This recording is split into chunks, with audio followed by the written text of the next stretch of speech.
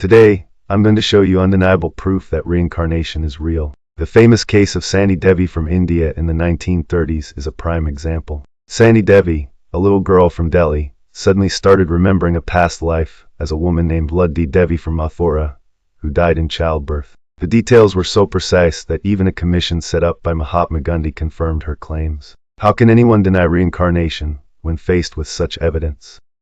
This clearly challenges Islamic teachings that deny reincarnation, doesn't it? Bold claims indeed, but bold claims require equally strong evidence. Let's take a closer look at the Shanti Devi case and see if it stands up to logical scrutiny, scientific reasoning, and, most importantly, Islamic teachings. In the 1930s, when Shanti Devi, a young girl from Delhi, started recalling specific details about a previous life in Mathura. These details led to an investigation by a commission organized by Mahatma Gandhi. At first glance, it sounds compelling, but there's much more beneath the surface. The investigation team consisted of individuals already inclined to believe in reincarnation, influenced by their cultural and religious backgrounds. This bias significantly colored their interpretation of the evidence, leading to conclusions that favored their beliefs. The investigation did not take place in a controlled environment. Shanti Devi could have easily picked up information from conversations around her or been subtly influenced by leading questions posed by the investigators. Balchan Nahata, in his critical work, Punariyama Ki Parilakana, pointed out that Shanti Devi's so-called memories could have been the result of overhearing local conversations, gossip, or even hints from her family. In essence, there was nothing mystical about the knowledge she presented. Islam teaches us to approach any information with a critical mindset. As the Quran says, "O you who have believed, if there comes to you a disobedient one with information, then investigate that." Quran 49:6. We are encouraged to question and verify rather than accept weak or biased evidence.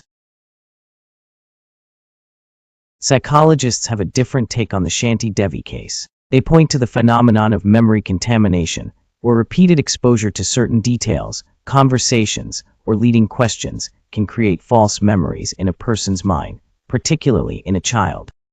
Studies published in Scientific American highlight how a child's mind is highly impressionable. Over time, what starts as a suggestion can be perceived as a vivid memory from a past life.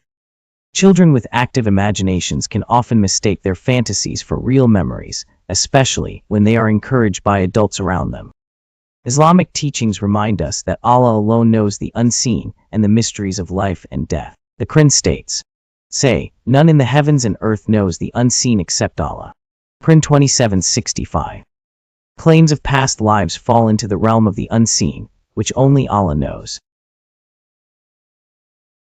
Why did Shanti Devi's story gain so much traction? To understand this, we need to look at the cultural and media context of the time. In 1930s India, reincarnation was a deeply rooted belief, and stories like Shanti's were seen as validating these beliefs. Newspapers and magazines sensationalized the story, often presenting it as proof of reincarnation while ignoring the skepticism and criticism from other researchers like Nahata. The public, already inclined to believe in reincarnation, accepted the story without much scrutiny. This cultural confirmation bias played a major role in how the story was investigated and reported. Islam cautions against blindly following societal trends that contradict divine guidance. As the Quran warns, "And if you obey most of those upon the earth, they will mislead you from the way of Allah." Quran 6:116. This is a reminder to stay vigilant and not let cultural biases cloud our judgment. Let's apply some logic here. The so-called accurate details provided by Shanti Devi were often vague and could have matched many families in Mathura. The investigators selectively focused on information that seemed to align with Luddi Devi's life, ignoring any discrepancies. Details that didn't align with Luddi Devi's life were often dismissed or downplayed, creating a biased narrative.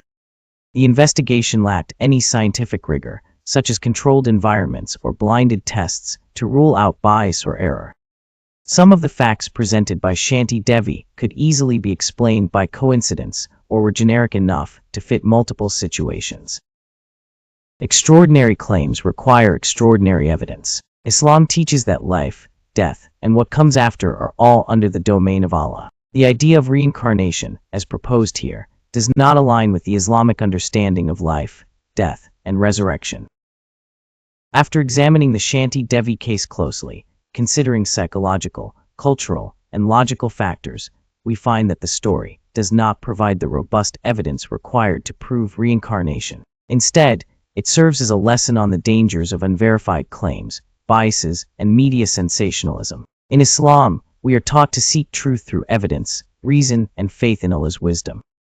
So, the next time you hear stories claiming to challenge your beliefs, remember to approach them with a critical mind and a heart firmly rooted in faith.